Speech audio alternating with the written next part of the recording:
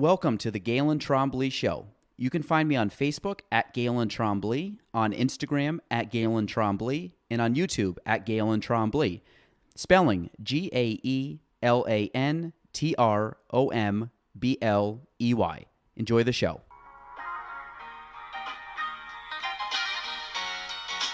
Welcome to the Galen Trombley Show.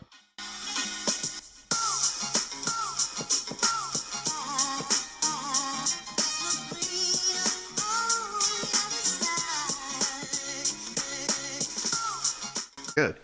I like this stuff. Welcome, everybody. This is episode 204 of the Galen Trombley Show. My guest today, I'm excited to have. I've been trying to get him on for a while, but there'll be good reason why he's on now, because I think there's some stuff he can talk about today, which will be exciting. But Justin Ihne, he's the CEO of the YMCA in Plattsburgh.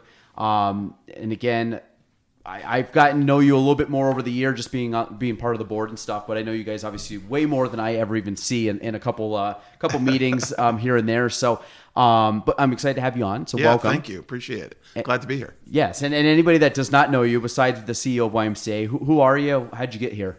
I'm a new guy in town. I've been here 5 years. Although I've talked to people who've been here for 30, and they're still new. So I don't think I'll ever be obviously not native. But grew up in Brooklyn and been working at YMCA since I was 16. And went to school actually for music, but just kind of really loved working with kids. So that kind of just led me to the next position and the next Y. And you utilized the Y as a child, right? Yeah, well, I was sent away. No, the story is that I was at an after-school program, not at the Y, through a local church in town, and they had scholarships to attend this 4-week sleepaway camp, and my mother jumped on it. Right, so single mom, me and my brother. She, probably wanted us to get out of the house for a few weeks. 4 weeks sleepaway.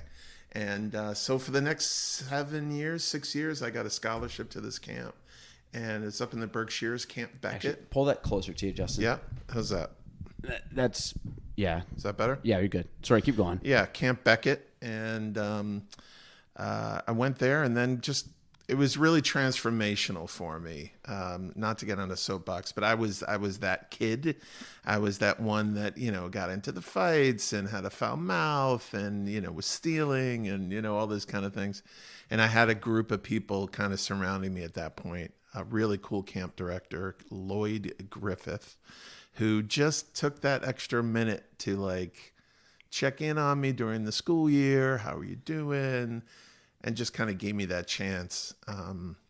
But that kind of just led me on this path of working at YMCAs, and it's been a passion. So when you started to work you said at 16 you started to work as a counselor? Yeah. How same camp that you went to? Yeah. So I started there, and I became a counselor there for a couple of years, and then had met who is now one of my dearest friends for the last 30, 40 years, 30 years.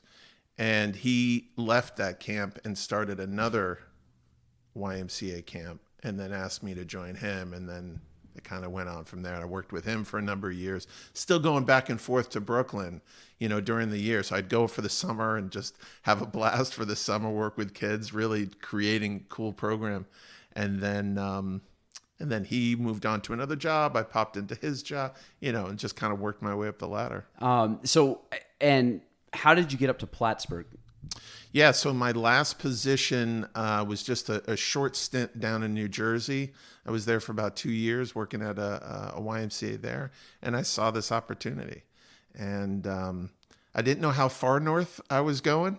It's funny. I lived in the Hudson Valley for 20 years, and I'd always tell people I lived upstate, and nope.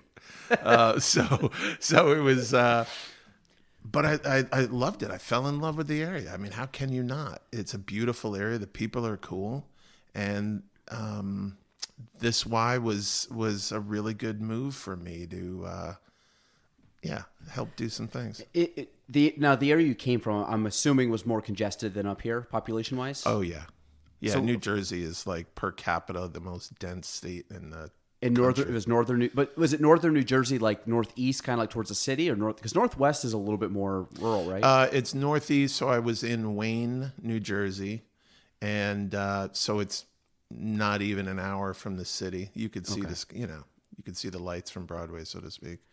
But yeah, no, super congested. A 10-minute ride here is 40. On the throughway over there. So it wasn't our speed, and we recognized that, and here we are. And again, family too with kids. So Yeah. My wife, I have 3 kids. I have twin boys that are 13, and my daughter just started college, so she's 18. Yeah, so they were kind of they were still youngish at the time. Yeah, they it moved was. up here. Yeah. My daughter's gone through the most transitions of houses, and but she even recognized, there versus here. And within the first week of being here, she was in school, and she was like, when I was in New Jersey, I would tell people what I did over the summer, and everybody was always trying to one-up them. Oh, well, you went to the country for the weekend? Oh, I went to Bermuda. And she came here, and people actually listened and was like, cared about oh, that's cool. Tell me more about that. And I just love that. That's what it should be. I mean, obviously, I've lived here for 32 years, and I like it. I have no desire to move away. Yeah. Sometimes in the winter, you question a little bit, but a little bit. That's why I had to pick up. We're skiing. learning there. Yeah, exactly. So the position that you came from to here, same position or different position? It's relative, right? So when it was a larger YMCA that had 6 or 7 what they call their branches, so multi-branch. So if you look at our branch on Oak Street, there was 6 of those throughout New Jersey, but there was one association that kind of brought them together in New Jersey. The Y I worked at there was a large Y. I'm not too big on titles. I was the executive director there. I'm the CEO here. It's pretty much the same. Yeah, pretty much. Yeah. So what was the biggest thing that drew you to the Plattsburgh YMCA when you came up? Quite honestly, it was an opportunity that I saw and needed to jump on. I didn't like where I was. And, in the Y world, when you're looking, there is, kind of an intraweb of positions that are out there that you can kind of choose from. So I had gone on a few different interviews in Boston and Connecticut. And for the level that I wanted to work at, it's not as many, right? So you kind of see but I knew I wanted to stay in the Northeast. I love the Northeast. I grew up here. My friends, are here. Most of my family is here. I do have my mom and brother now live out in California, but I knew I wanted to be here. So I kind of just put a dot and drew a circle and said, okay, what's within this area? And just kept doing something every day to just kind of put that out there into the universe and go, okay, I'm going to update something on my, on LinkedIn today. I'm going to do something on, and just put out the feelers. And then I have this philosophy that these things, once you present them and say them out loud, that things start to come manifest. to you. Yeah, I believe that. And this came up, and I was like, wow, okay, it's way north. It's a little further away from that circle that I drew. And but then I get here, and it's like, this is very cool. I like skiing. I like outdoors. The community's cool. Yeah. Well, do you know Shay and Annie Brennan? Yes. They almost had the same exact story you just said, which is funny. It was like they wanted a car dealership, and this was like kind of in the spot, but it wasn't on the radar because they didn't really know about it. Like, this is a cool place, and which is cool. Like what I call like you said, like outsiders or imports, whatever you want to say, not non-local or non-native people.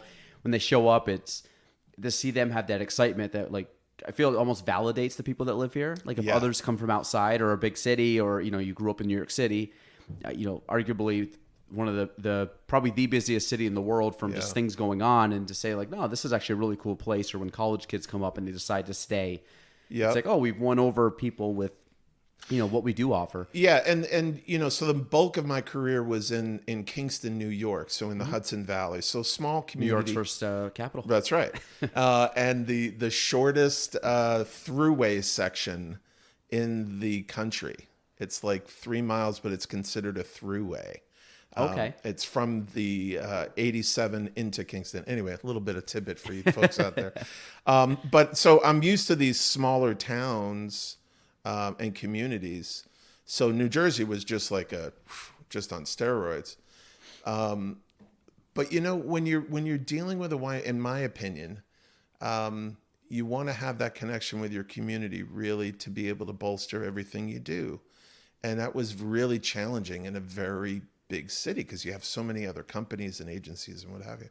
So here, while we still have a really bolstering community, it's big enough that you don't see everybody every day and small enough that I can get on the phone and I can talk to Billy Jones. I can call the mayor.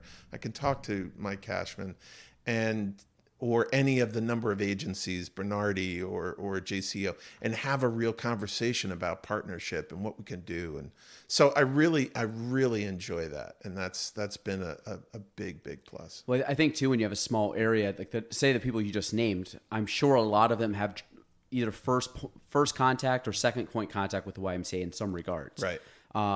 Just because it's a small community, you only have so many options. Like I remember when you asked about the board, like I didn't go to Camp J. But I did go when I was younger. I played basketball and I played floor hockey. Yeah. As like a third and fourth grader, and Kevin at the time was the director. And of course, you're a little kid. You have no knowledge of who's who besides you just knew Kevin was. And I know Kevin now, but it's back then was still a fun thing to do. And you'd have some events that went on, but I just remember the gym's the same. And when you look at all that stuff, you still have a tie to it. So like I had a tie to it many years ago, but you still feel connection to it because I did go as a kid there. That was fun. And everybody I talk to, and it still happens to this day, everybody that I talk to in this community, 9.5 out of 10 kind of thing, has some connection to the Y. Mm-hmm. And whether the kids went there, they went there, their neighbor, they've donated, they've participated, whatever. And we've been here since 1896. Yeah, it's wild. So, and I mentioned to you before we went on that I had this like little thing that I want to share. Yeah. So, and I know obviously people can't see what we're showing, but the building we're in was the first YMCA in Plattsburgh. Our YMCA was in this building, really, and it was known as the Railroad Young Men's Christian Association. How old is that piece of paper? This piece of paper is too old for me to not have it like in plastic right now. I was going to say, it's going right back into it. What's it say on the phone? So it says the Railroad Young Men's Christian Association. Wow. Obviously, that's the acronym for YMCA. Yep. And and there's actually a picture of a small. I don't know if it's the actual of this building, but they had a few of these around the country. I want to get a picture of that before you leave. They had a few of these around the country because YMCA's early on had room and board.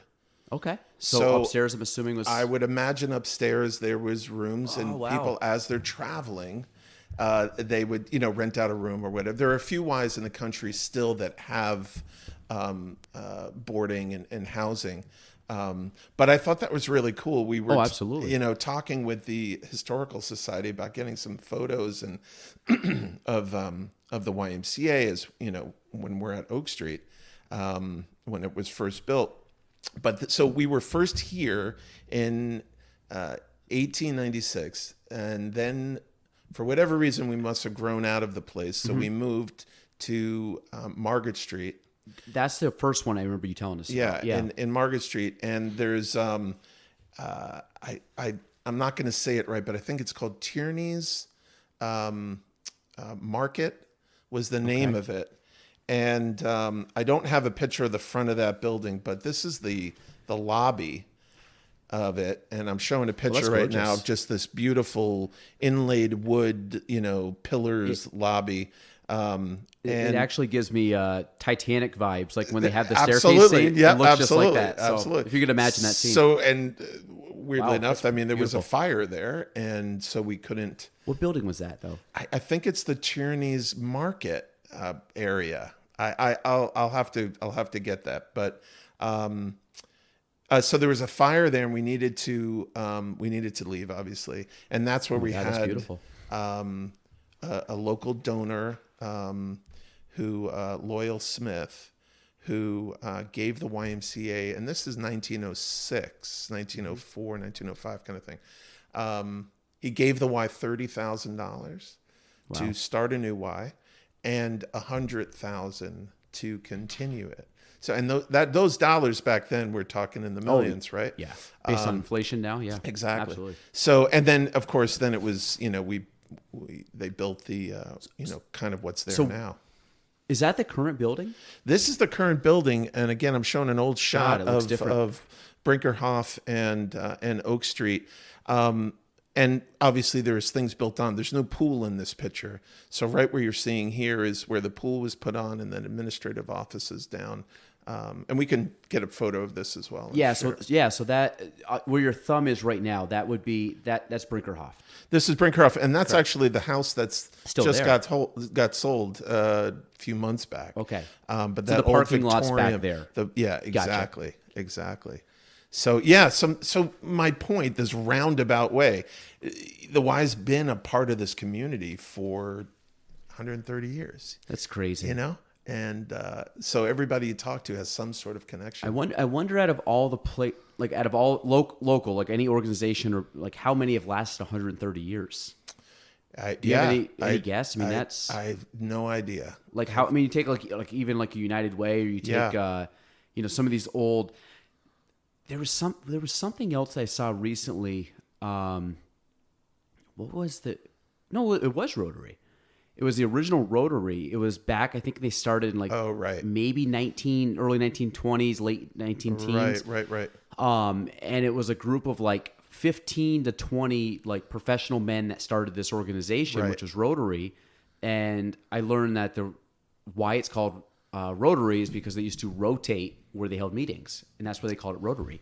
And they ended up using the my mind is blown. Whatever I did not know the that gear or the I don't even know what is it like an it's a gear. It's like is it a gear or is it like an old boat steering wheel kind of thing? I thought it was a gear. But the idea was that they rotated. And all of our Rotarians out there are just like, you should know this, guys. I know. Yeah. So we apologize. But someone from Rotary told me that. So somebody at least knows the history. But that started in the 20s. So this was at the time already going on 30 years old.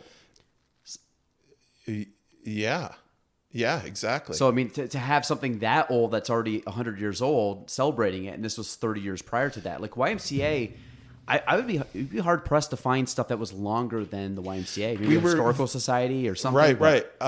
We were visiting Plattsburgh a couple of weeks ago, and they're 120 years old. They're so old. It's right around, right? So it's interesting to look at kind of what was really coming about in this community at that time. Because this building was built in 1886. So we came in would have been into one of this the building. earliest tenants. Absolutely. Right, within 10 years.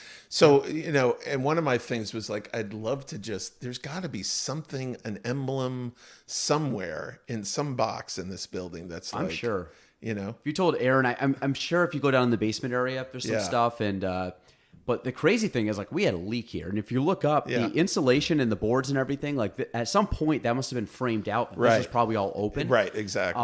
And they just sectioned off some offices, but this building is pretty incredible. I mean, some say it's haunted. I have Nicole just told me before I came in that she has a ghost, and apparently it opens up cabinets, so I can't get out of here quick enough, to be perfectly honest with you. You're I've had Matt Boyer on, who's the ghost tour guy. Oh yeah. And he said, I'm like, is this haunted? He goes, absolutely. And he was like, because it's on one of his tours, but then he started to say some stuff. And the reason that the YMCA was probably here, one, it's a train station, but two, if they were people, I don't know if it was local, but our kids coming up from more populous areas up here, like you said, there's a boarding school, right? And have it be right at the track where they just pop in. Yeah. That's probably my guess. Yeah. Because a lot of presidents came through here, right? Just purely because they came north. And there was one president, Matt told me, right across the road on the apartment complex used to be a big hotel. Okay. And one of the presidents gave him a big speech. Oh, interesting. Locally on the balcony there, and he said there was thousands of people out, like right where you would have walked in. Yeah. That was littered with people listening to this president speak.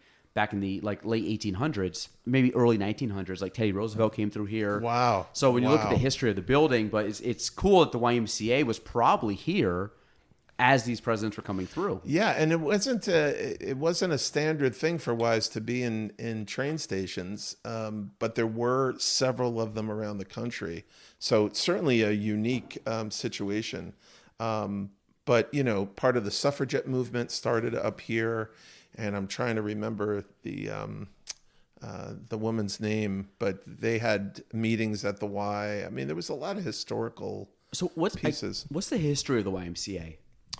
Oh gosh, Like when did it officially start? well, it started back in Europe, and I'm going to fudge on some of the dates here, but it started at really just a focus on young boys and Bible study and that kind of basic connection, and then clearly just grew and grew, and then came over into the States. Not too far ahead, before when we were here. I mean, we were one of the first Ys kind of pop up. Obviously, it started in Boston, but quickly kind of moved to this area.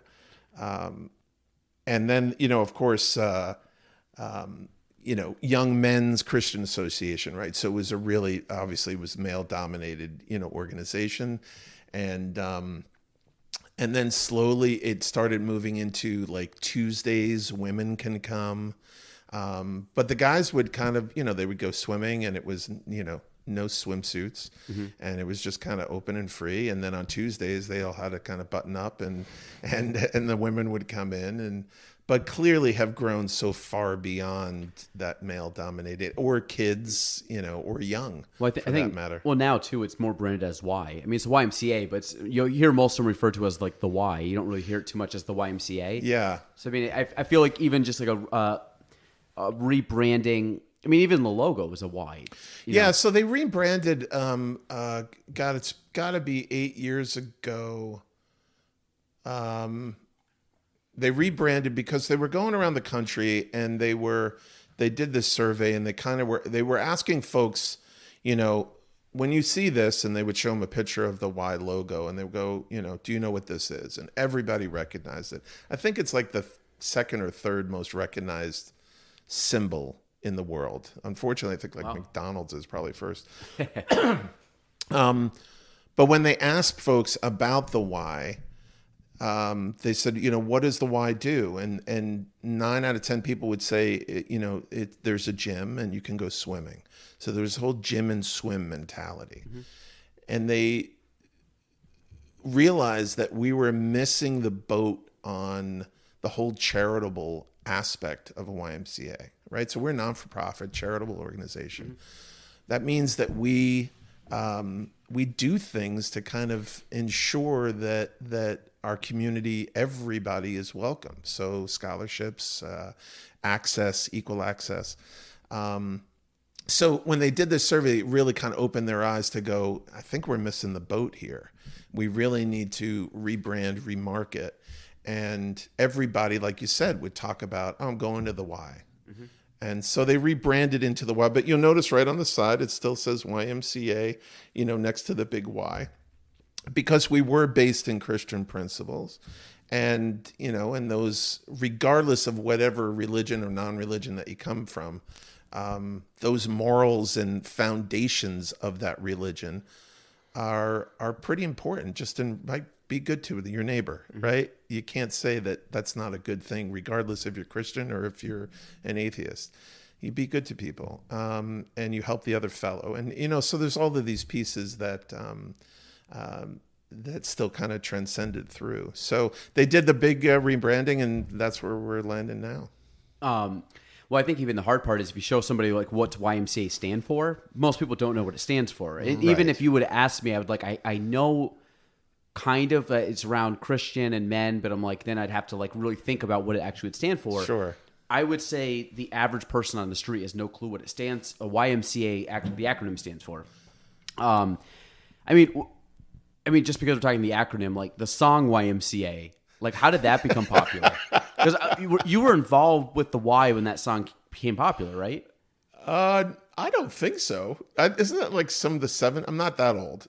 Well, I know, but you as a kid though, wasn't that? Would have that been? Yeah, that was the Village People and you know the 70s. Was it 70s or 80s that song came out? Oh gosh, I'm gonna have to. I mean, that. not as like a director, but I was thinking like, would you have been, a kid going to the YMCA at that point? Like, was that a popular song when you were going to school? Like, I'm involved with the Y, and they have the song that's about the YMCA. Yeah, it's interesting. I don't. So 78, it was released. 1978. We won't ask age, Justin, but were you old enough to? I was 8 years old. But were you involved though at the? Was I going to camp at? No, I probably weren't. Yeah, wasn't at that point. It was just after that. Yeah. But yeah, that was the whole. Yeah, and that actually speaks to the population of men that would come to a YMCA to stay. Do you think that popularized the YMCA? Bring name recognition to it? Maybe. I mean, everybody knows this song now, right? You cannot get rid of it. You go to a baseball game and people are doing this hand symbols and gestures. The Battle of Plattsburgh. The Y wasn't even in the parade, but one of the marching bands came on and they did, YMCA. So I was like, look at that. No, I don't know. Honestly, it comes down to we're brick and mortar. It's what we're doing within those buildings that are really bringing to life what we do, and so I don't know if the song actually brought more popularity to it. I figured you'd be the guy to ask if I knew anybody that would no, know now about, I'm gonna have to go about how that actually helped launch or maybe deterred or something. But so. I guess the why from when you originally came up here 5 years ago to what you're doing now, and obviously, I'll let you speak about as much as you want to speak about on the what's coming with the YMCA. But how has things changed, and what was your vision when? I guess let's start with what was your vision when you first came here, and over the last 5 years, are you seeing it materialize the way you expected it to or planned to, and going forward of what your, the plans are and things going forward with different projects, how much of that was like, hey, this is really on the radar, and I guess satisfaction going where you're going now? Yeah. So my predecessor, Kevin, was at the helm here for a number of years, and I respect him a lot. He brought the Y through many, many years of life, right? And him and myself, we're all just stewards, right? We're kind of taking the helm and making sure it's in good shape when we pass it off, and we've grown it and we've dealt with certain situations. And so a lot of respect for him. And, so the best thing I can do is come in and help bring that to the next level respectfully, right? And I think there's a lot of opportunity. I think there still is a lot of opportunity to grow this organization, right?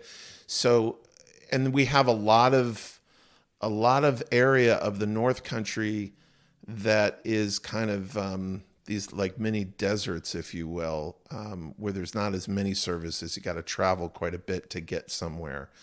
One of the cool stats that I learned over the years is that 80% of Americans live within 20 minutes of a YMCA, right? That's pretty cool. Yeah. We happen to be in one of those 20% areas that are not 20 minutes from a YMCA, right? Yeah. So we've started programming in Saranac Lake with childcare and camping program. There's an area that really needs it. We've obviously been in Malone for a number of years. I think we're on year 15 or 16 there. Which Kevin, started with that community. And it all came from the community. The community was like, we want programming. So they petitioned the Y at that time to go, hey, what can we do? Saranac Lake was similar. When I got here, they kind of, they had been reaching out prior and it wasn't the right time. And so they reached out and said, hey, we'd love to do something. How do we do it? So it's really about just building upon what we had and figuring out how we can serve more people. How many more kids can we get into youth soccer? How many more kids can we teach, how to swim? And it's really filling whatever need that community is looking for, right? Where YMCAs don't just pop themselves into a town and just kind of take over, right? They are positioned to fill gaps, right? So if there's a lack of childcare in an area and the Y is that entity that can help, great. If there are 6 other ones, then there's no need. So it's really about filling that gap and kind of strengthening that. And I think that's what we're doing right now. I think we're really adding to those needs in our area. We have more childcare needs than ever. We have more healthcare needs than ever. I think healthcare is coming in many different facets. It's not just about going and getting a prescription and taking the medicine. And of course that works for many, but I think there's opportunities to utilize exercise and utilize activity to help with some of those issues. So I think the YMCA is just being seen in a different light. So back to your question, I think that's where you kind of come in and you assess, all right, here's my new why, and I'm in this new community. Let's figure out what those needs are. And that's what we started doing. And we started growing programming. And so I'm really happy with what the staff has done over this past 5 years. They've really embraced, kind of this vision of helping more people and really kind of putting ourselves out there. Well, I think, even in the last year, the amount of stuff that I learned about the YMCA that I didn't know about before, like if you would have polled or asked me, just like regular person a year and a half ago, what's your thoughts of the Y? Yep. I probably would have said swimming. I would have said basketball or the gym. Sure. And then knowing Camp Jericho, I would have said Camp Jericho. Yep. Those are probably the only 3 things that I could roll off my tongue.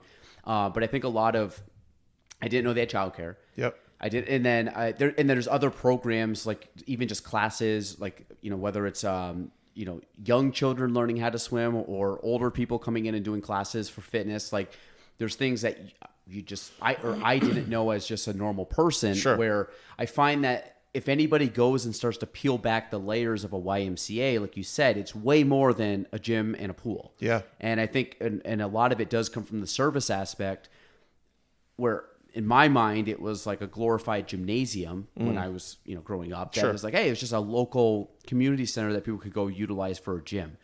Not realizing like there's a lot of other, whether it's like you said, programs or classes or even like the childcare is massive right now, that far outweigh just a typical basketball court and pool. And I think that what was it was the breakfast when you had spoken at the breakfast. Yeah. There was a lot of stuff that you said that I was like, I think that this would be well received by the community to learn about a lot of that stuff, because I think a lot of it's like, you're in the weeds of it. You know it day in and day out, but I think for the common person out there, they don't know as much about what the Y actually brings to the community. Yeah. And like that was a very good, just quick little, I think you spoke for maybe 10 minutes, if that, and you hit a lot of positive things, but even me sitting there, I was like, I didn't even know they did that. And this was, months after I'd been, involved a little bit, but, I think there's a lot there that people can gather that I think if people really looked into the Y, go to the website, check it out. There's a lot of stuff on there that people wouldn't know. Yeah, it's interesting because it's different people's circles of interest of where they're going to want to kind of tap into. Mm-hmm. And for your circle, whatever that is, it's just, I don't know if you work out somewhere, if you do CrossFit or, whatever, but depending on where your circles are, they would overlap. One of the big pieces that I was kind of charged with coming in, when I was hired is, we need to raise money. We need to be able to bridge the gap between what we give away and what we raise, because we don't turn anyone away at the Y. Right. If you're a family out there that, your income's at a certain level and you want to participate in any of our programs, membership, camping, childcare, whatever, you can submit a really easy application and we can reduce those fees. We have to compensate those fees somehow. Right. So we do this by fundraising. And so the last 5 years of educating the community on that has been really powerful because, like you said, people didn't know this. So it's been a constant piece to really put this out in front of our community through all of our social media, through all the websites, through our programming, to educate folks on the fact that, we're raising these dollars. We allocate $140,000 a year on average. That's gone up in the past couple of years. Even through COVID, we were like 80 and 90. We took a little dip, but and we weren't really raising that kind of money. So it really was able to highlight what we were doing, right? Like you said, really letting people see, like, oh, you don't turn people away. I didn't know that. And putting this campaign out in front of folks to go, yeah, we want you to help support us because we're helping your neighbors be able to participate in any of these programs. So it's a constant piece, right? Marketing is a constant piece, and making sure that we can, get that information out there. Clearly, there's a lot of buzz now with us looking at, having a new home and, and becoming the next new Y. But it's exciting as well because there's a lot to let people know about. How much can you speak about are you able to speak about Yeah, the we next could steps? talk about it. Absolutely. Okay. I don't want to give too much away or say stuff we shouldn't. I mean, we've been at least what's been publicized. Yeah, we've been out in the press, and so you talked about things like when I first got here, was it what I expected or is it different? Well, one of the things that came out, again, remember, YMCAs are about helping fill gaps or fill needs. The Y was brought to the table with a bunch of other community folks to go, we have a lack of indoor space during the winter. We have a pool that's closing, right? The college pool closed. We have the need for more indoor space for youth sports. Pickleball is clearly this growing. Have you played pickleball? Oh, yeah. Yeah. Yeah. It's a cool game. Yeah. Yeah. My dad's like an addict, but yeah, Absolutely. I've played it a few times. Right. Yes. And it's not, you build up a sweat. It's not like you're it's just like great playing workout. ping. Yep. Well, ping pong, you could build up a sweat Yeah. too. But anyway, so we brought to the table to go, hey, let's discuss this. And then the folks at the table kind of looked at the Y and said, well, couldn't the Y manage? They wanted to build a pool and they wanted to put up a special building for pickleball.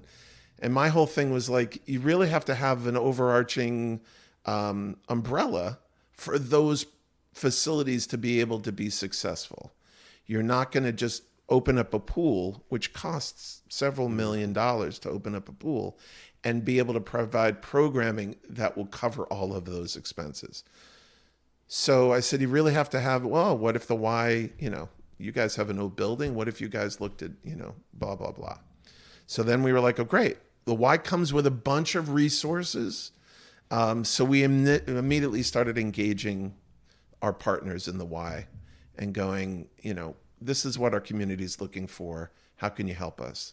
And we did a bunch of surveys, ton of due diligence. Now, this is a year and a half into me being at this Y. So I wasn't expecting this. But again, to answer your question, it's like you take what situations are being thrown, and there was clearly this need. How could the Y, be a part of that?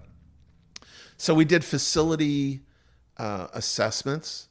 We looked at about 7 different locations, some just plain property, some buildings that are currently, the Crate was in there, the Oval, the City Rex building was in there, CVPH Marina right down the road here, that green space, right? How beautiful would that be for there to be a Y on the water? But what we learned early on was that we needed to get out of our own way. We needed to let professionals that do this kind of thing really navigate us through this process and go, forget about what you think would be perfect situation. Here's what the data tells us. And they came up with a few different suggestions, and they go, the reason why, for instance, as an example, the reason why the waterfront doesn't work is because you kind of put a circle around that location, and half of that circle's in water. So you're not really drawing from all parts of your circle. So you want to look at locations that do. And when they came to us with the final information about the site, they said, CVPH is a fantastic location. It's a building that, basically has the bones for a good YMCA. That was a recommend. The other one was, a brand new facility kind of, in the heart of Uptown, much different dollar amount. But quite frankly, it was really about, we can reutilize this building that was closed during COVID.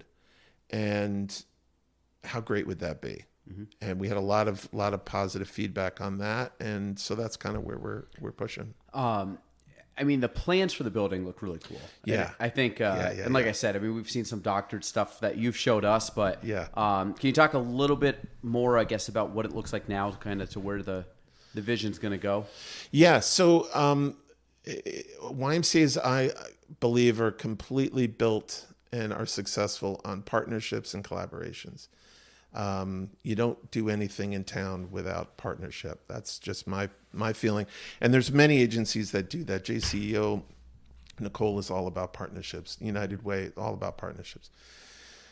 We are as well. So when this happened, right, so COVID hits, we thought, okay, we got to put our whole plan on hold right now. And everybody said, no, you got to keep this thing moving because we will come out of COVID and you want to make sure that you're, positioned to do what you had set out to do. So we had really great conversations with the hospital and Michelle LeBeau and Wouter Rietzema. And we got to this agreement to be able to take ownership of that building. And again, like I said, the bones of the building are really good. There's a lot of renovation that needs to happen to that building and a lot of kind of the behind the scenes stuff. So we were embarking on a $12.5 million project to renovate that building, add some additional square feet to that building, about 15,000 square feet, and create this Y that's really going to be regional. And I believe going to be able to support those inquiries at that original meeting where people asked us to take a look at this. It's going to have more indoor space. It's going to have more activity space. We have an opportunity to expand youth sports and have an indoor space for that in the back field. Mm-hmm. So a lot of opportunity with this. So it's incredibly exciting. But we've got a road ahead of us to raise some dollars, but we have a good start. Yeah. I think the utilization, that's coming from a real estate standpoint for myself. It's like when you see these old buildings just fall out and they turn to nothing, they deteriorate. Yeah. And it's just because a lot of them aren't being utilized, or whoever has it, they're stuck in some gridlock, whether it's red tape with bureaucracy or it's just greed of money. But it's like a lot of it, if you get this building, it's like you utilize a pool, you utilize a gym, or both. I believe both good, right? Size, location, everything. And I think a lot of it is, you tweak and make things better. But I think, again, I think one of the things that I like the most about it is kind of like the entry area. You just walk in. Like I said, we've seen, different, like renderings and stuff. Yeah. Renderings. Yeah. And it's inviting, it's spacious, it's a lot of natural light. Like I think a lot of it's just that invitingness of and again, it's a community center. Absolutely. It's not, hey, you're going to go swimming. You're not going to go, just to the gym. Like you have a space for parents to do work. Their kids work, at an event or, going to a program and I think the more you can get the community involved with children, it's kind of like the Crate Center. Obviously I know this is kind of up in the air right now, but like, do you tear it down or do you renovate it? Like, to me, it seems crazy that you would somehow not utilize a space like that for children. Yeah. Because again, with children come parents, and typically, as you know, it's like if your kid wants something, most parents are going to try like hell to be able to provide that for their children. Yeah. So if you get these spaces that the kids want to utilize it and it's cool for the kids, the parents come along with that. I think that's a good base. Yeah, no, I agree. Sorry to cut you off. I think as we see more and more parents working from home, mm-hmm. Creating some co-working spaces within our new YMCA. So, you're watching the kids one day, Galen, and you're like, all right, I'm going to drop them off at our child watch and they can hang out in there with our staff for a couple hours, and I'm going to plug in in this area of this new Y and get some work done for the day. We're seeing more and more of that kind of interest. But yeah, to develop a thing that's barrier free, right? Less walls, more open space, more lighting, more opportunities for people to connect. Here's a staggering statistic that that was shared with me at this conference I went to a few months back. We were down in Nashville, and the speaker came on. He started talking about connecting, right? And people connect. And he started out with saying how COVID clearly has put a divide with people connecting, right? Churches, for instance, right, couldn't hold their masses or sermons. People were doing virtual. But this need for people to connect. He talked about CrossFit. And how that group, I don't know if you've ever done CrossFit. I have, yeah. Right? That's a really close-knit group of people, Yep. right? I need my dog watch next week. Somebody steps up. It's somebody's birthday. Oh, we're going to do something. Yep. You all bring each other along. YMCAs are in that boat, right? It's all about connectivity and helping folks, whether it be achieve their goals or just have a place to connect. So the statistic that he shared with us is that 1 in 4 Americans, 1 in 4, don't have any support system, don't have anybody that they can connect with, right? So you and I could get on the phone now and call a dozen people easily, close friends, people that would talk with us, no problem. I need money, I need a car, can I use it for an hour? I need a place to, right? There are Americans that don't have that. And that really hit home with me and the volunteers that were there, that we need to be a part of that solution. We have to be a place where people can come and we have, right, United Way does a great job with connecting people. If they need something, we have the 211, we have, there's all these other things. But how can the Y be a part of that and creating space for people to connect and have services? So that's going to be a part of this new facility, is how can we bring more people in? How can there be general conference space, so to speak, that a group can come in and use for an hour to have their meeting? There's going to be a community kitchen in there where, there can be events or, cooking classes, nutrition. How can we create these places for people to connect? And that's been a big driver as we start to design this new building. Yeah, I mean, if you just look at humans, we're social animals, creatures, whatever it might be. It's like you hear all the time, like one of the worst things you could do for anybody is just put them alone. Yeah. And it's kind of, people need time alone. They need to have that, it's like anything else. Like you can't always be on with people, but if you were to say, listen, Justin, you're not going to talk to somebody for a year and you're just going to be a recluse and go somewhere else, like most people would go crazy. And absolutely. So it's kind of like what you said, like if people are shut in or not involved in the community, to me, the more that you can offer obviously stay true to your core, but the more that you can offer around that. And I think drawing in the most connections of people, again, I use child and adult, but this could just be, like I said, a place for someone to go, and maybe it's a social time for them, and maybe there's a community. Absolutely. You know what I mean? They don't have to necessarily go and learn how to go swimming or go take a spin class, but they can show up and talk to people and have a little bit of, kind of like you joke like the Dunkin' Donuts. You'll see how many old guys go to Dunkin' Donuts at 5, 6 in the morning and just sit around the table and just gossip. Absolutely. But they have a coffee, but that's their social Absolutely. hour. That's and they look awesome. forward to it. Absolutely. Yeah. And that's, and we have little bits of that as well, like our noon basketball crew. This group is been going on. You said you played basketball in the afternoon a while of years ago. Well, I was young. Oh, you were young. Okay. I wasn't rubbing elbows with the big guys. No. But yeah. But this group gets together Tuesdays and Thursdays. Everybody's, can come, and it's not like it's a set group, but they play on the court, they play hard, but they have this good camaraderie. Mm-hmm. Parents do that when they come and drop their kids off for swimming lessons. So there's those factors. And then of course there's just addressing some staggering needs, of general needs in our community, like, swimming, for instance. Still the second leading cause of accidental death of kids under the age of 5 is drowning.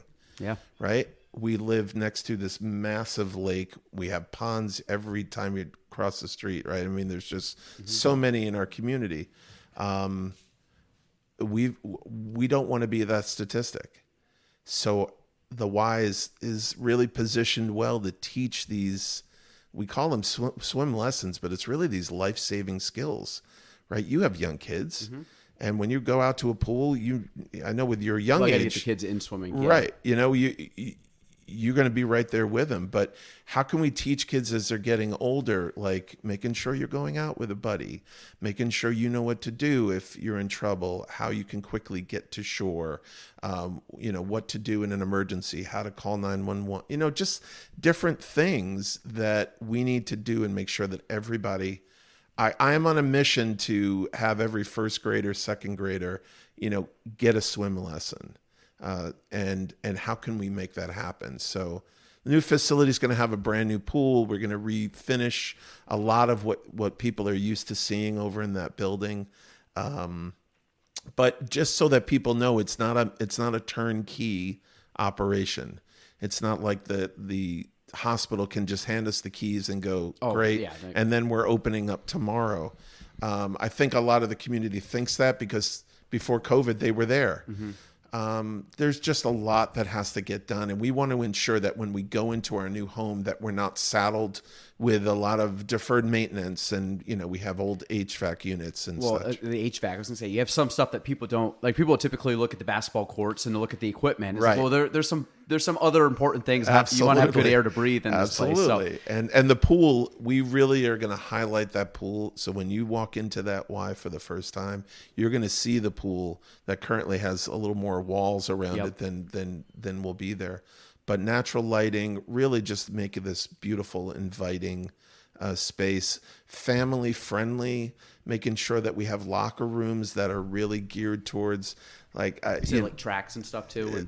What's that? Like, I mean, I've seen renderings of even some that have tracks and like just you know, really floor to ceiling kind of glass and everything. Which, it's cool. Like it's just. But I think, again, like you said, like the current Y right now was very choppy. It's an old building. Well, that's the thing. Thank you. Yeah, and it's important to elevate that. I'm really huge on the history, you know, just showing you the photos today of our, you know, where the Y was, right? So we've been in 2 other locations before Oak Street. This is to ensure we have another 130 years. How long has Oak Street been open? 1906. That current building was 1906? Wow, I didn't think it was that old. But, you know, and interestingly enough, the square footage of Oak Street is just shy of what it is over at the old Wellness Center. So the Wellness Center is about the addition, right? You mean the current floor plan? The current floor plan of CVPH's Wellness Center was about 27,000 square feet. The Y on Oak Street is about 26,000, right? But it's stacked up. Yeah. And we've got doors and corridors and walls, and you lose almost 10, 15,000 square feet just like that. But more importantly, we've just outgrown the building.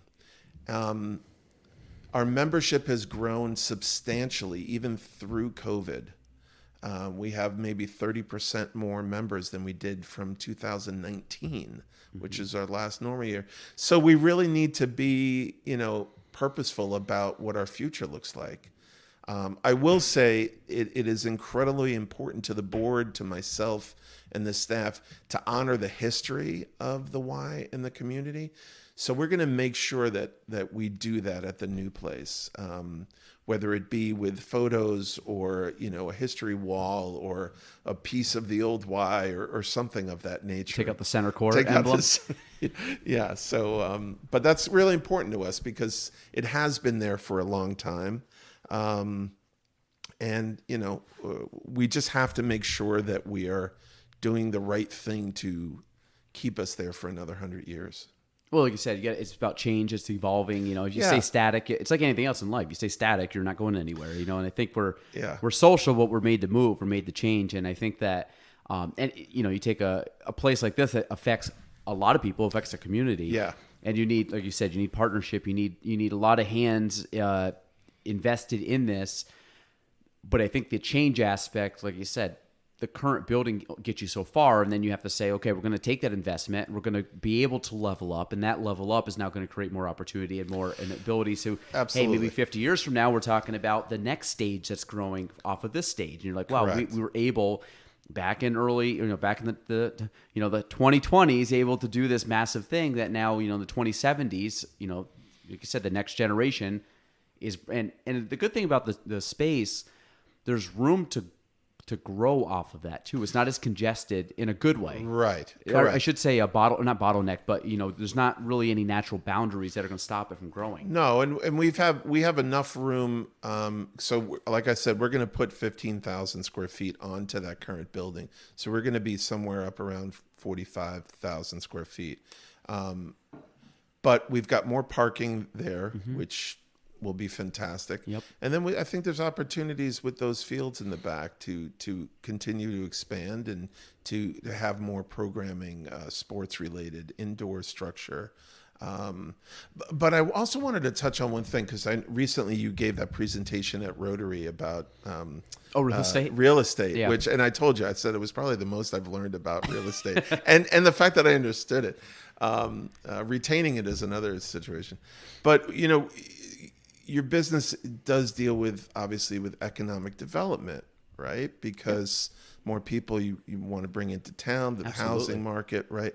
So this is a part of that. This Y is really going to be a part of that economic development, because we're trying to entice is probably not the right word because it feels nefarious, but we want people to come to our area, right? We want to share with them the beauty. We want them to live here because it's a great quality of life. You and I both love it here. You've been here for a lot longer, but we're both raising our family here, and we really enjoy it. So when we're trying to recruit folks to this area for the businesses, right, for the hospital, for any of the textile industry, whatever, people look for YMCAs, and they want to have that piece as a part of their life. And I think it's going to be an added benefit for folks as we're touring them. Oh, absolutely. And I think when you go like from so real estate, if you look at most things in your life, I mean, real estate is one of the key things in life. You need shelter. Right. And, and I would argue, I don't even argue, but I would tack on that, like, again, a YMCA with community, but it's also, you're talking about health, you're talking about fitness, you're talking about things that people need to do. Yeah. That you're really looking at pillars, not just of a community, but of basically the human makeup or human body. Yeah. And I think and again, I love a lot of things. Like, I love golf.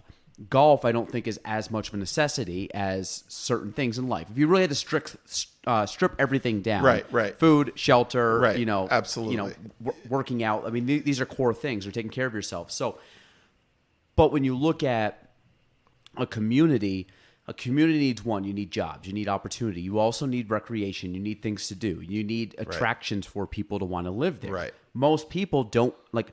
There's certain places in the country, in the state, in the area I would not live purely because of distance to amenities. Sure. And that, I think, is a very common thing for most people making decisions on where they want to live.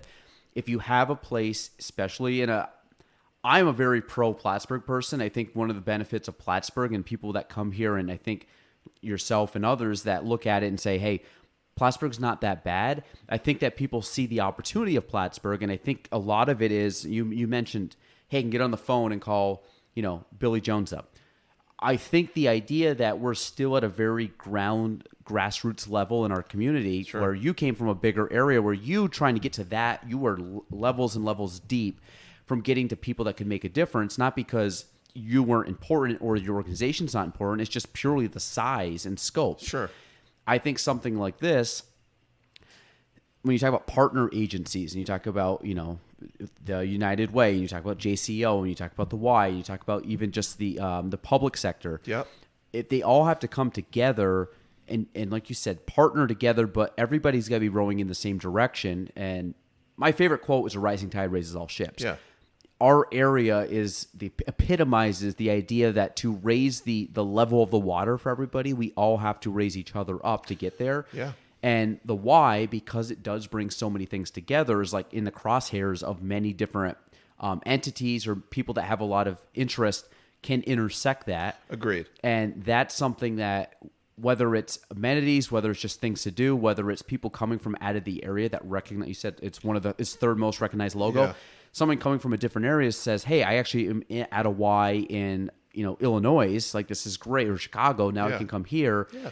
And I think that when it comes back to the housing sector, people wanting to stay in the area allows us, because we have a housing shortage right now, as more people come in, it helps us because developers want to come, they see an opportunity to make money, Right. but they're going to come up, they're going to be able to build, and then that is like one hand feeding the others. Now is like we have opportunity, we have housing, we have people, and you just keep rotating that around. Absolutely. And I've you like things you talk about coming full circle, but I always think full circle is like going up a screw. Like if you put a screw on the ground and someone was to go around the screw, what happens is you go around, you elevate on that screw every rotation. Right. That's what I really feel like. If we can get that, make that one rotation back to rotary, move that gear around one more time. Every time we rotate it, we actually get higher up. And I think that's the idea, is we have to build, and you said taking the baton from Kevin. Kevin was rotating it to a certain level. Right. You now are the new guy. You're rotating at a certain level. Yeah. But every time it gets rotated, it should be going higher up that the rung of the screw till we get to the very top at some point. Yeah, and of course you throw in a pandemic into any of that, and then that just then that screw becomes screwed. Yep. And then you kind of have a strip screw, and you're trying to right. And now we're trying to get back on track with that. And honestly, our community, I feel, has bounced back quicker than most. Well, in certain areas, like I talk to colleagues at other Ys around the country, and they're still dealing with a massive shortage of members to get back to getting whole, and we're just blowing it out of the water. I think there's a couple factors there, and this happened in the housing pandemic of 07 and 8, and you're going to see, like, yes, is there a market correction right now in housing? Absolutely. But the ebb and flow of our area is not as drastic. We don't go as high and we don't go as low as you would see bigger cities. But I think the reason because of that is we do have a little bit of we can shelter ourselves a little bit from the extremes. Right. But I think back to people in the community, like you said, it's close enough that if you go out to eat, you're going to recognize people. Yeah. But I think enough people have a vested interest in this locally and have a tight-knit community, small town sense or feel that I think people just don't want to see things fail because a lot of work's done to get it to a certain level where, again, I'm going to use a bigger city. I could walk blocks and blocks of you're from Brooklyn. You can walk blocks and blocks of Brooklyn. Someone might physically only live a half mile from you, and you might have, in your entire life, have no reason to travel a half mile to that spot. So if that store, restaurant, business failed, it really would have no sweat off of you. Where, like me, something 15 miles away from me, if that failed, like, God, because that has a ripple effect. Or like you said, the why, how many, what's if you took everybody in the county, play, 6 degrees of Kevin Bacon, like everybody's going to hit the Y by the first or second degree. And I think that's the idea of, like, you can touch that many people in a region that people do have a vested interest. They don't want to see something like that close. No, absolutely. And so if we can be a part of that, I was going to mention this before, that when I first moved up here, one of the things that I think people thought would be attractive to me is by mentioning how close Montreal is and how close Burlington is, and Albany's only 2 hours away. And it always stuck with me, like, I'd like Plattsburgh. Like, tell me about Plattsburgh, not about where these other cities are. And I think that's important for us to hone in and be proud of our area. And I think many, many people are. So that's another piece is this new Y is building upon, a really proud community, and I hope will really, accentuate it or add that amenity or, in the end, serve more families and more kids, in any number of those areas that we talked about. Yeah, and again, with Plattsburgh where it's at, the room for growth, the ability for it to go from where we are to where we could, really get to me, there's that possibility is there. And you can't say there are certain areas they just don't have that. Certain areas they don't have the ceiling for growth that I think we can have. And I think recently, now again, I always say this, maybe because I'm at a different stage in my life, maybe I recognize it more than I did as a kid, but I really feel there's a lot of people that are in positions to make a difference seem like they are pretty similar on a majority of issues. You might have a couple micro issues that you disagree on, but the macro for a lot of people is very much the same idea. We should do this, this, and this, and like good, and everybody's in agreement. Right. And I think that that's powerful because I feel like we don't have at a very high level a lot of conflict where I think a lot of the macro ideas, which is important, are agreed upon. Micro, yes, there can be a few disagreements, but that's human nature. But I think we're all trying to get to that same endpoint, or I shouldn't say endpoint, but that next, like I said, rung in the ladder, or next, plateau or whatever to get to. And to me, I think that's the important part is that your vision for the why. It's not like you're talking to people and like, Justin, you're crazy. We don't like that. Most people would look at that and say, that's awesome. We got to figure out a game plan to make this happen. But we're in agreement that we think that's the right direction to go through. Absolutely. And we did, part of our due diligence was talking to our community. We didn't just, kind of do this in a bubble. We went out to, 30 community leaders, folks that, everybody would know. And we asked them, we said, this is what we're thinking. Mm-hmm. We have to move. We need to get to a new facility. We're outgrowing it. It's an old building. We need to make sure. What do you think? And that's how we based, our decisions on. We did community forums. We did a leaders forum. We did a community needs assessment. We want the community involved in this. This is not just, a couple of people in the back room saying, hey, let's build a $12 million Y. And then we had another group come in who we're continuing to work with that we did a financial feasibility study. So then we go, you think we can raise this kind of money in this area? And they came back and said, yes, there will be some challenges. So we're not going to raise $13 million in this community. We know that. Mm-hmm. But part of the plan included state and federal and foundations and all this kind of stuff.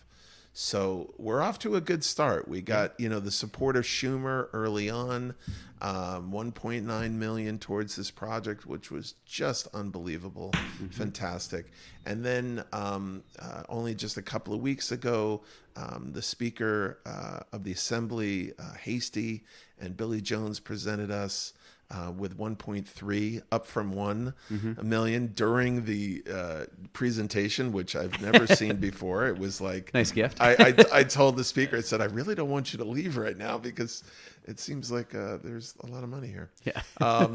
But and when is this going to air? This podcast? Probably tonight or tomorrow. So I'll let you. Okay. So yeah, don't announce all the other stuff. We yet. have another piece that's more momentum. Yep.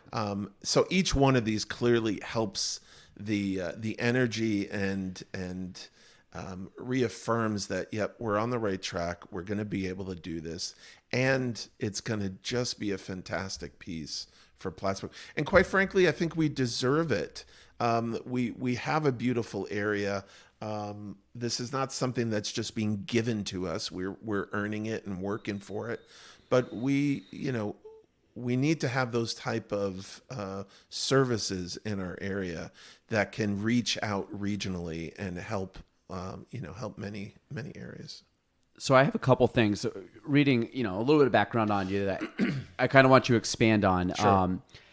One of the ones it said, and again, I'm not going to read the whole thing, but an important lesson did you learn earlier in your career? You said be okay with making a mistake. Yeah. So if you could expand on that, because again, in the role that you're at now, and you just said it, it's like this is not given to us. We're working for it, and mistakes are inevitable. We're going to have them, but like, how do you feel about that? Like, what's that? How's that shape what you do? So I've certainly made a bunch, and I'm not afraid to say that. And I guess I encourage people to own that. We always tell our kids the only way you learn is by making a mistake, right? Mm-hmm. Oh, it's okay. You made a mistake. This is how we learn. This is how we learn. And then some point in our adult life, we try to BS our way through a mistake. Oh, well, it wasn't my fault. I did what I like. Own a mistake. Yeah. If we think as humans at our ages that we're at the top of our game, we're fooling ourselves. So own it. You make a mistake, I screwed up. Mm-hmm. As long as you learn from it and you don't make the same mistake several times. But that was always something that I always, there's so many lessons that we teach our kids, and as adults, it's like we don't use them in our daily lives. And I'm a big proponent of that. So yeah, I've made mistakes. Do you want me to give you examples? No. I mean, just in the broad sense, I think if you're someone, because if you're like right now, you're in a leadership position. Very rarely, if you're in a leadership position or calling the shots on most things or coming up with the vision or the idea, a lot of it you have input from people. Sure. A lot of it comes down to you, and meaning, and I'm going to say in the sense from a leadership perspective, like. A lot of it comes down to, hey, Justin, what decision do you want to make? Where do you think we should go? Because you're the one that's, whatever it's called, carrying the baton or driving the train kind of thing. Yeah.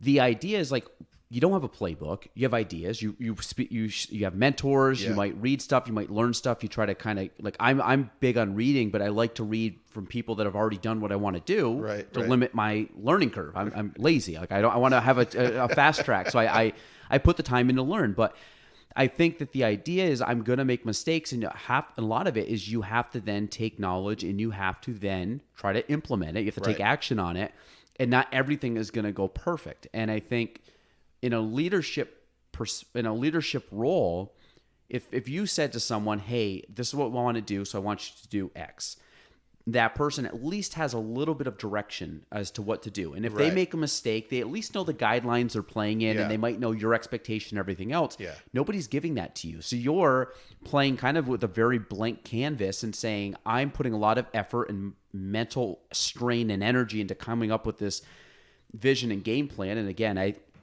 think anybody that's in a role like that, I'm sure your brain does not shut off ever. Yeah. And you're constantly trying to come up with stuff. But what happens is, if you make a mistake, there's nobody to point the finger at. And it's really and like I said, you hear this idea that it's lonely at the top. Well, it is, because there's not many people, especially if you're making decisions, there's not a lot of people to run ideas off of, and you get a lot of criticism. Like if people criticize the YMCA right now, or this is any organization, they're going to most likely go, who's the top person? It could be, this is Justin's problem. This could have been an issue three people away from you, but it always comes back to the leader. Yeah. And that's why that's part of the job, right? Mm-hmm. We all know that. Yep. And there is a aspect of kind of the buck stops. But I think you've also, again, I'm very much about bringing folks to the table, talking it out, and then, okay, this is what we're going to do, because you're bringing in thoughts. Sometimes you'll disagree and you go, I'm going to stick to my gut on this one, and I appreciate that input. We're going to go there. But we have a lot of really smart people at the Y, so I think they're coming with a lot of. We can give the structure of the vision and go, this is where we're going. But there's so much room within that they can go, okay, I know where my ceilings and walls are. This is how we're going to navigate through that. And then there are certain things where it's like customer service, right? I'm a big proponent of customer service. It's all that we do. Everything we do at the Y is built on there. Every touch point, every program. So there are certain aspects of customer service where it's like, no, this has to be, because this is human interaction. This is all about that member experience and making sure they're feeling welcome and at home. So there are certain aspects where it's like, here's X, Y, and Z. We need to follow this. And then there's certain aspects where it's like, here's your general structure, play within that with the staff. And they do a really fantastic job. And lonely at the top, yeah. And I like that, and I hate that saying, because there are so many people who are standing right beside me. Mm-hmm. And including a ton of volunteers, the board, but then incredible staff team that make my job a lot easier. Yeah, I mean, it's collaborative for sure. I mean, Yeah. you don't run a big organization as a one sole person. Right. But it's kind of, it's like, obviously this is on a massive scale, but the President of the United States, like how much power do they have and how much decisions are they making every single day? Right, yeah. They get blamed for everything. No matter who Absolutely. you are, Yeah, if there's a problem, it's the president. And it's Yeah. like, well, and anybody that's logical would look at yes, it could be the administration, it could be whatever, but you still pinpoint this one person who's at the top and say It's true. It's true. And then you have, and then you have issues with childcare, or you have, a registration issue, and so that's where the mistakes, happen. And obviously we try to minimize that and do the best we can. But I think the idea with mistakes, like you said, you're going to make mistakes, but that should allow you to recalibrate and get back on track and say, okay, listen, that didn't work. Let's open door number 2 and let's try that. And I think it's like everything else. When I think that humans or adults, as you get older, there's a social stigma of I shouldn't be making mistakes. And I think a lot of it, like you said, is that fake it till you make it. I know at least in our real estate community, and I find this is always something when I started out, if I didn't know something, I'd say, I'm not sure. Right. And if I was talking to, say, a more senior agent that I know had been in the business longer than me, and they said something, even if they were wrong, even if I thought they were wrong, I would always give them the benefit of the doubt. Right. And then I'd be like, okay, am I missing something? I would go through this like quick mental checklist on my thing, but I always gave them the benefit of the doubt that they were probably someone that, was doing the best they could or was saying the correct terms, whatever. And I think even now, like I still deal with stuff every year I don't know, and I might be talking with another agent who's been still longer, and I've been doing this for many years now, still longer than I've been in it. Yeah. And I'll flat out ask them, I don't know how to do this. Yeah. Can you tell me? They don't work for our company. They don't work. And Right. it's purely me putting any ego aside and saying, you know more than I do, help me out. And Absolutely. And a lot of it is, because like I said, I don't want to have to sit there and I don't want the learning curve. And Yeah. I'd rather just give me the answer and then let's just move on and make this thing happen. And quite frankly, that's been a bunch of the pieces of this new why has been, I need to bring people and surround myself with people that have done this. Mm-hmm. So we have many partners in the Y world that have done this hundreds of times, built new YMCAs, designed new YMCAs, raised millions of dollars. So why wouldn't I call on them and say, why recreate the wheel? Yeah. So I'm totally okay with that. Well, I mean, you've called me a couple times just purely to pick my brain on like a real estate or appraisal Absolutely. thing, and I'm like, I don't yeah. know this stuff. Yeah, I'm right. like, hey, do this, talk to this person, and you just kind Absolutely. of get, like you said, that curve. You just pick my brain of 12, 13 years of knowledge, Absolutely. and you're like, I'm just going to get this really quick. I'll make a phone call, but it's that what's connectivity. Right. Why do I need? So there's trust and verify, right? You trust the people that bring in your information. Maybe you verify it. Mm-hmm. There's some things that are just like, that makes complete sense. Yeah. And then you talk to 10 real estate people, they have some 10 different reasons for doing certain things, Mm-hmm. but there is commonalities and things like that. So why wouldn't you trust people Or just that to validate where your gut is Absolutely. already. Absolutely. So, and the other thing you talked about was creativity. Where's that stem from, you think? Where does my creativity stem Yeah, from? you said what inspires you. You said creativity, but then you talked about managing, but you also talked Yeah. about qualities you believe are necessary for success, and Yeah, creativity yeah. kept coming back to. Yeah, so two examples of that. One stems back to my early days of working at a day camp with my good colleague, friend John Riley. And he was the camp director. I held several positions. But the day camp setting was just so collaborative and so creative. Like we were just able to create this kind of utopia situation for the 300 kids that would come off the buses every day, and skits and theme days and activities and cheers, and there was just this process, and I did that for many years. And just when you're in that mode, and it's only 2 months of a year, but there's so much of that creativity that happens. I don't know. It's just an amazing feeling. And I think that's always stayed with me that, every Y that I've been at, there's always been that, oh, well, why do we have to do it so dry? Why can't there be humor? Why can't there be creativity and pieces? And some Ys I've been at have been really, responsive to that, and others are just like, they didn't feel it, and you still try to do it. Well, I think creativity too is where that's really where ideas come from. Yeah. And sometimes it's like anything else. If you can sit down and really get, like you said, that was 2 months.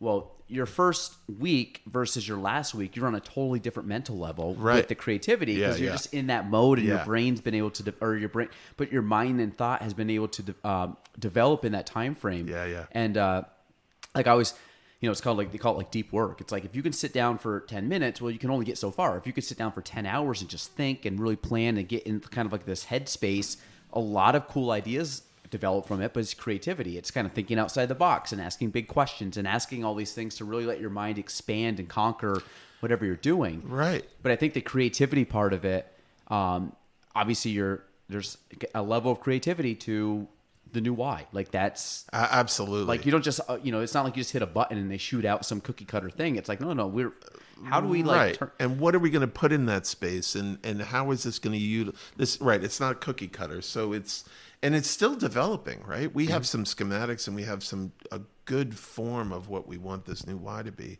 but there's still I'm still really interested in working with Mental Health Association and the hospital about youth trauma and kids dealing with youth trauma. Yeah. Right. A really, really intense piece that I was just educated on. So how can we, have those kind of programs, within the Y? But the second piece, real quick, happened over COVID, because everything that we knew about a Y, the normal day-to-day programming, everything we did was immediately, shut off. Mm-hmm. So we were in ultimate creative mode of how to deliver certain things that we knew we could safely, and be able to, kind of ride on that. And we're all going through this really traumatic situation of COVID. And we started with one thing, and it was me and my operations director, Chris. And we sit every morning, certainly in the first few weeks, but it continued.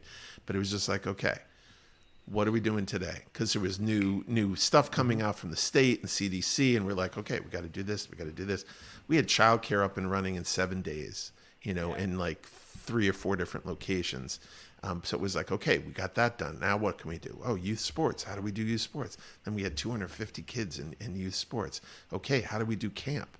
It was just like, it was pure creation. We were just like, all right, we could do this. So we reflect on that quite often, of it just being this really incredible time for us. And I say that really respectfully because, again, of all the trauma that everybody's gone through with COVID, but it really helped us get through this crazy time. Well, I think it also shows it is really coming down out there. It is. I just know it's been raining all day. I love this. A good rainstorm. Yeah. No. Well, I've been in it all morning, and I actually went home and changed before I came here because I was wet. I was I got caught earlier in the day in this, but it kind of shows like when it backs up against the wall or things are taken away from you, how adaptive you can be. Yeah. Which the creativity part is that it's like, how do we survive? Okay, so we're taking this, we can't do this now, we can't do this now, we can't do this now, and this is what we can do. So now we have a new set of rules, we have a new box to play in, we have a new, new tools that we can pull out of the toolbox, and now we got to try to reassemble something, which is awesome. I think the last thing I wanted to ask you about, I don't know if I knew this or not, and I want you to expand on this for sure. So you got your bachelor's degree in music from Hunter College in New York City. Yeah. I had never heard this term before, but ethnomusicology. Ethnomusicology. Is that a real thing? It is. Yes. It is. Okay, I didn't know if that was. I'm like, that's a cool play on words. That is. It's ethnic music, right? Ethnomusicology, the study of music from around the world. I'm a musician. I play guitar. I sing. I always have. Percussion was a big piece of my kind of teen years and growing up. Big music fan. And I, during college, had done a semester in West Africa learning traditional music, was going to write a children's book. all these pieces. You play a didgeridoo? I've never played. I've tried to play a didgeridoo, but it's like crazy. I don't know how they do it. So they didn't have this course of study at the school. It's very European style music program. And if you really want to get into music and the origins of where music and rhythm come from, you've got to get more into the bush, so to speak, and into more of these other cultures that really show you where rhythm has come from. I'm assuming it started in Africa. Well, there is so many different pieces that have started from around the world, similar times, but yeah, I mean, Africa was a huge proponent of that. But you start looking at some of these other cultures that had clearly no interaction with Western world, and they've developed these musical techniques that somehow line up with all the ones that had direct connect. It's really fascinating. So it was a course of study that I had to create because the school didn't have it, and it got me around the world. It got me learning about a bunch of different cultures. I've collected a whole bunch. I have a whole room at the house of a whole bunch of instruments and stuff. So yeah, it's fun. When you look at like old guitars, you see it was like it's like a start with an L or an F? A lute? A lute. I was gonna say flute. It's not flute. Lute. Yeah. But like that was like back. What was it? Italy that they developed? Oh that? yeah, in the Renaissance kind of. Yeah. But even you go back earlier on, and you go to some of these African cultures, and they have these things called koras, and there are these massive gourds, right? These big pieces of fruit that grow on a tree, and they create these gourds that you hollow out, and they they've stringed them, and they can play these this incredible music using these natural elements. Well, I've always you think of it's probably the two most popular is guitar and piano. Yeah. So when you look at a guitar and you look at a piano, and I don't know a lot about piano. I know more about guitar. Yeah. But when you start to go through and I played guitar as a hobby back in college. Yep. And I learned from the tabs. I learned from sheets, like tab music. Yep. I don't know how to read music.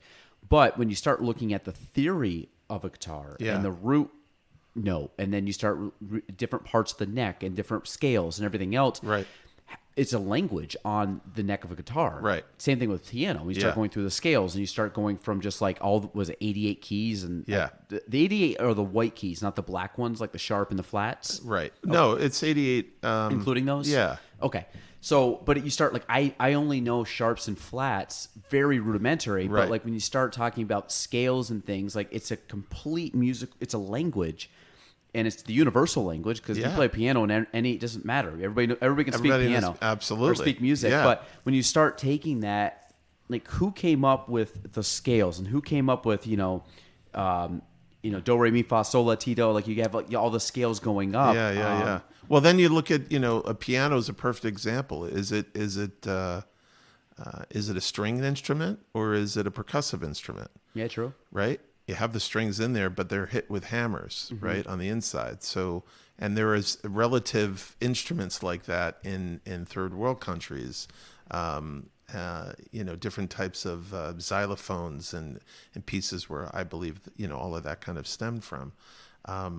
But yeah, it's a fascinating world. And I thought music was kind of where I wanted to go and teach, and but it all came. I started introducing some of those musical games and developed some music classes for the day camp that I was working at. So I was able to teach some of these games and songs and stuff to the kids.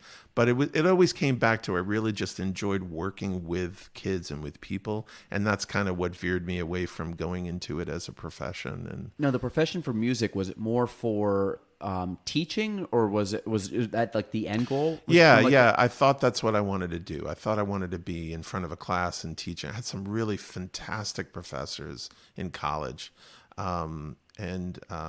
One professor in the community college I went to, he taught the class that changed my trajectory. It was Music of the World's People. Resnick is the professor's name. Funny enough, 30 years earlier, he was a professor at the college that my mother went to, which was like really weird. Wow. He like recognized my name and he was like, I think I taught your mom. But so he taught this class. It was Music of the World's People. And I just, at that moment, just fell in love. And I was like, oh my God. And I was really good at it. I could really identify the sounds. And it was just fascinating to kind of just dive into that world. What's your favorite culture of music? It would region? probably be West African music. Yeah. It's a really fascinating culture. And music is such an integral part. A perfect example is, and I was there for about 4 months in West Africa, mostly in Ghana. Okay. And Is that where like Liberia is too? it's like right on that coast, right? Yep. So Where it juts out. There's a couple of Ivory Coast and Togo and some other folks that are right there. So, but when I was only there like a couple of weeks, not even, it was like maybe a week. And we were told we were going to a funeral. And I'm still dealing with just kind of acclimating my brain to a third world country, right? It's a lot different, or at least it was, because this is 25 years ago. But their culture, their funerals was not about sadness and people crying and this kind of thing. What they did was they would honor that person that died by inviting all the local tribes and all the local groups, and they would have a big festival. And they would have basically like a battle of the bands where they would have like 6 or 7 of the local like tribes musical group. And each group had like their own, some of their own tunes and songs and traditional stuff. And the one that was left with the most people gathered around it kind of won. Oh, that's right. cool.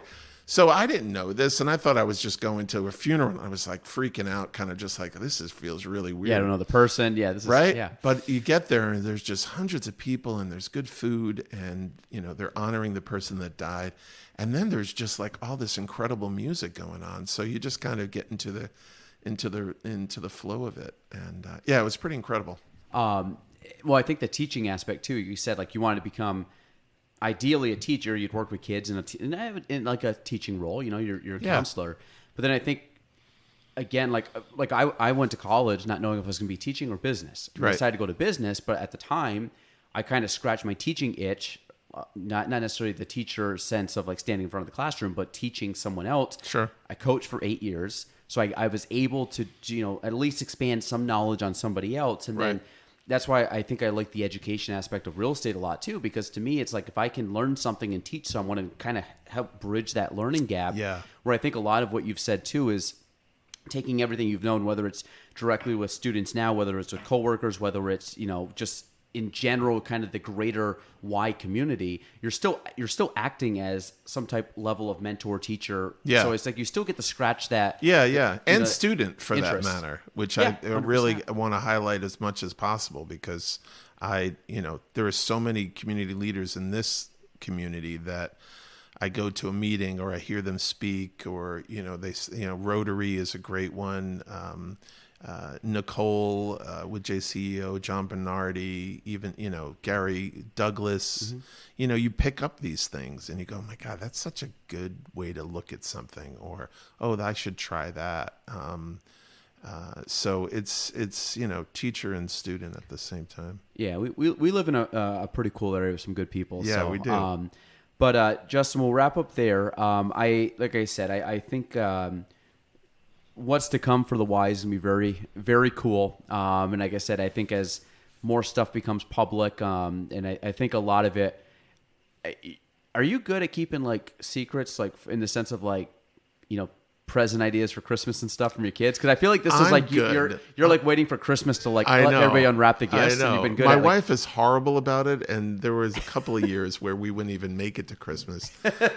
So now she's certainly better at that. I'm usually okay. I feel like you're like the parent that can't wait for the kid to open the gift on Christmas. I wanted, things are moving along very nicely, and it's great to have this success, and it's great to have people that trust the why, because the government, the feds and I'm sorry, the senator's office and the state, they're not just going to give this Y money without making sure that we can do what we say we can do. Absolutely. And the community is in the same boat. So the foundations and the direct donors and businesses in our community, I believe they trust what we're able to do. I believe we've been able to gain that. And they want to be a part of this because it's going to be pretty transformational for this community. If I guess, is there, or kind of plug anything, if anybody wants to help out with this, or like I said, whether it's donations, or anything that you think would be valuable for this next stage of the Y, like how can they get in touch with you? Where can they go, or more research? Certainly call the Y or email me. You go to our website, PlattsburghYMCA.com or .org. Sorry, it used to be .com. Call the Y 518-561-4290. Yeah, I'm happy to discuss what we can discuss. We're not really going public with this campaign, so to speak, right? Because we really want to tie in some key donors and really share it with a lot of the big businesses in the area. But certainly if there's folks with ideas or suggestions, connections, yeah, please let us know, because it's exciting. It's going to be really great. Yeah, no, for sure. So, but yeah, everybody, keep your eyes out for it. Obviously, the Y is located on Oak Street, kind of the corner of Oak and Brinkerhoff and Plattsburgh.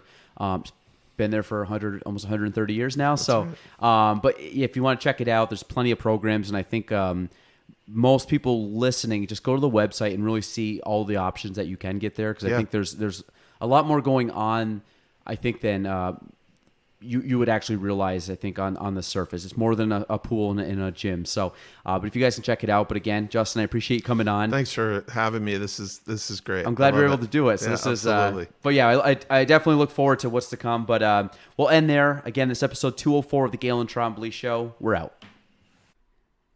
Thanks for listening to the Galen Trombley Show. If you want to reach me, you can go on Facebook at Galen Trombley, on Instagram at Galen Trombley, and on YouTube at Galen Trombley. The spelling, GaelanTrombley.